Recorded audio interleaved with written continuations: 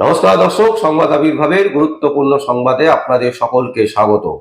আমরা প্রত্যেক দিনের মতন আজকেও একটি বিশেষ এবং গুরুত্বপূর্ণ সংবাদ আপনাদের সামনে তুলে ধরব।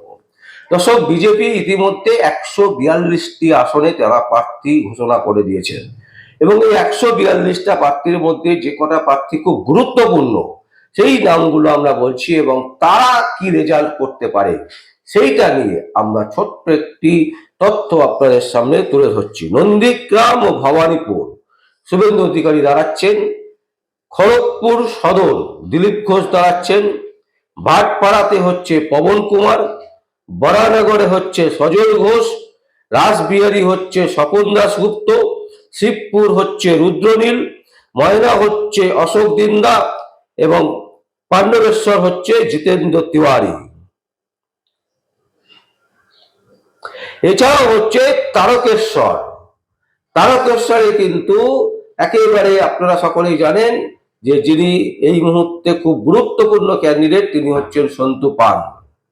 এই কটা কিন্তু বিরাট গুরুত্বপূর্ণ এই কারণে যেহেতু সন্তু পান কিছুদিন আগে তিনি বিজেপিতে জয়েন করেছেন, আর বাংলা নিউজ চ্যানেলের তিনি একেবারে প্রথম সারির একজন সাংবাদিক ছিলেন। সাংবাদিকতা তিনি ছেড়ে দিয়ে তিনি কিন্তু এই রাজনীতির যে প্রফেশন সেই প্রফেশনে তিনি যোগদান করেছেন, বিজেপিতে যোগদান করেছেন এবং যোগদান করার সাথে সাথে তিনি তারকেশ্বরের বিধানসভায় কিন্তু প্রার্থীও হয়েছেন এবং প্রার্থী হবার পর তিনি বিভিন্ন সংবাদ মাধ্যমে নানান রকমের বক্তব্য ছুড়েছেন। সেই সংক্রান্ত বিষয়ে আমরা পরে আপনাদের সামনে আলোচনা করব। তবে এখন পর্যন্ত আমরা যে গুরুত্বপূর্ণ সিটগুলো আমরা বললাম, নন্দীগ্রাম ও ভবানীপুর শুভেন্দু অধিকারী, খড়গপুর সদর হচ্ছে দিলীপ ঘোষ, ভাটপাড়া হচ্ছে পবন কুমার, বরানগর হচ্ছে সজল ঘোষ, রাসবিহারী হচ্ছে স্বপন দাশগুপ্ত, শিবপুর হচ্ছে রুদ্রনীল ঘোষ, ময়না হচ্ছে অশোক দিন্দা, পাণ্ডবেশ্বর হচ্ছে জিতেন্দ্র তিওয়ারি এবং তারকেশ্বর হচ্ছে সন্তু পান। এই কটা সিটের মধ্যে আমরা আপনাদের সামনে একটা ছোট্ট জিনিস জানাচ্ছি যে কারা কারা জিততে পারে আর কারা জিতবে না।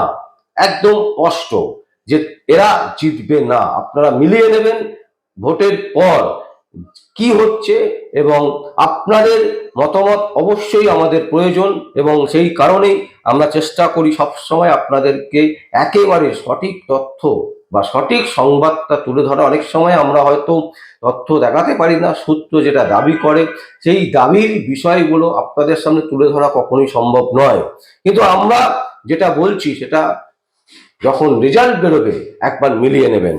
নন্দীগ্রাম ও ভবানীপুর শুভেন্দু অধিকারী, নন্দীগ্রাম থেকে শুভেন্দু অধিকারী জিতছে 100%, কিন্তু ভবানীপুর বিরাট চ্যালেঞ্জ হবে এবং ভবানীপুরে যদি শুভেন্দু অধিকারী জেতেন তাহলে আমরা স্পষ্টত বলছি যে 2026-এ বিধানসভায় বিজেপি সরকার করবে, এটা একেবারে স্পষ্ট। কিভাবে করবে, কিভাবে হবে, কেমন ভাবে হবে, এইগুলো নিয়ে আমরা পরবর্তীকালে আলোচনা করব। কিন্তু এই মুহূর্তে যেটা বলছি যেটা হচ্ছে নন্দীগ্রাম ও ভবানীপুরে শুভেন্দু অধিকারী দাঁড়াচ্ছেন। নন্দীগ্রামে শুভেন্দু অধিকারী জিতছেন 100%, ভবানীপুরে ফাইট হবে, 1-2 হাজার ভোটের এদিক ওদিক হবে। যদি শুভেন্দু অধিকারী জিতে যান তাহলে কিন্তু রাজ্যে বিজেপি সরকার গঠন করবে।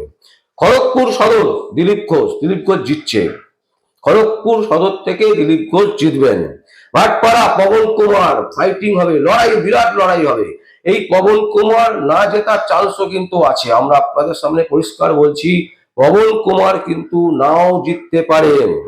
বরানগর সজল ঘোষ কিন্তু হারবেন, একদম লিখে রাখুন, সজল ঘোষ বরানগর থেকে হারবেন। তার কারণ হচ্ছে এর আগেও বরানগর থেকে সজল ঘোষ দাঁড়িয়েছেন, প্রচুর ভোটে হেরেছেন।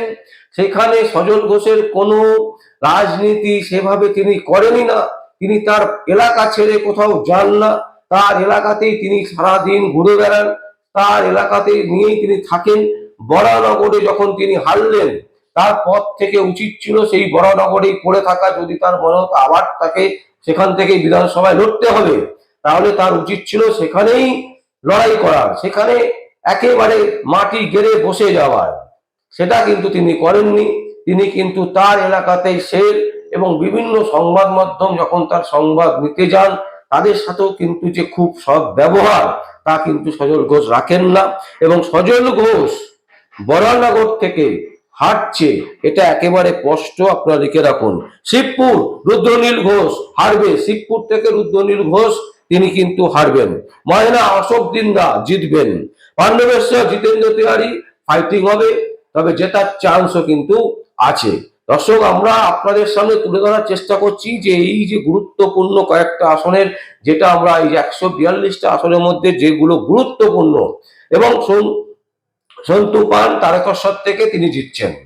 সন্তু পান তারকেশ্বর থেকে তিনি জিতছেন, কারণ তারকেশ্বরে ইতিমধ্যে তৃণমূল হাওয়া বিরাট ভাবে উঠেছে। সেখান থেকে অনেকেই আমাদেরকে ফোন করেছেন যে আমাদের বিজেপি কে দাঁড়াচ্ছেন একটু বলুন, বিজেপির কে দাঁড়াচ্ছেন একটু বলুন, এরকম ফোন অনেকেই কিন্তু আমাদেরকে করেছেন।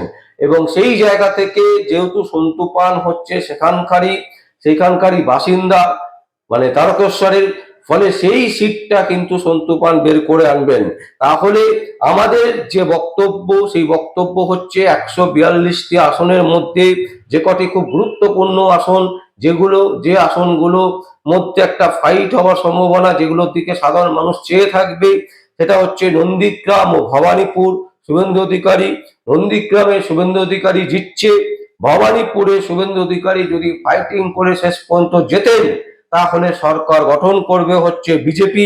কিভাবে করবে, কেমন ভাবে করবে, সবটাই আমরা পরে আপনাদের সামনে আলোচনা করব। খড়গপুর সদর দিলীপ ঘোষ জিতছেন, ভাটপাড়া পবন কুমার কিন্তু রীতিমতো ফাইটিং হবে, শেষ পর্যন্ত হেরে যেতে পারেন। বরানগরে সজল ঘোষ হারবেন, রাসবিহারী স্বপন দাশগুপ্ত জিতবেন, জেতার চান্সও আছে, হারার চান্সও, মানে দুটো মিলিয়েই আছে। শিবপুর রুদ্রনীল ঘোষ হারবেন, ময়নাতে অশোক দিন্দা জিতবেন, পাণ্ডবেশ্বরে জিতেন্দ্র তিওয়ারি জেতার চান্স ম্যাক্সিমাম, এবং তারকেশ্বর সন্তু পান তিনি কিন্তু জিতবেন। দর্শক, এই হচ্ছে আপাতত আমরা একটা মানে হেভিওয়েট ক্যান্ডিডেট। এছাড়া যিনি নতুন এসছেন সন্তু পান, বিরাট তার প্রচার, কারণ আর বাংলাতে তিনি হচ্ছেন একটা বড় মুখ ছিলেন সাংবাদিকদের মধ্যে, এবং তিনি যেভাবে বিজেপি সংক্রান্ত বিষয়ে যে নিউজগুলো করতেন, তাতে কিন্তু তার একটা বিরাট জনপ্রিয়তা আছে, এবং সেই জনপ্রিয়তাকে কিন্তু কাজে লাগাবে।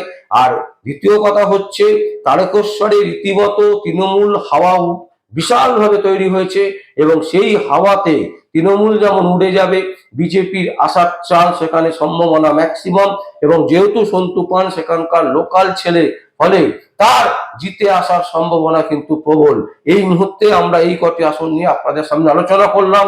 যদি আপনাদের কোনো বক্তব্য থাকে, যদি কোনো কমেন্টস থাকে, অবশ্যই আপনারা কমেন্ট বক্সে কমেন্ট করবেন। আর দেখতে থাকুন পরবর্তী সংবাদ আবির্ভাবে।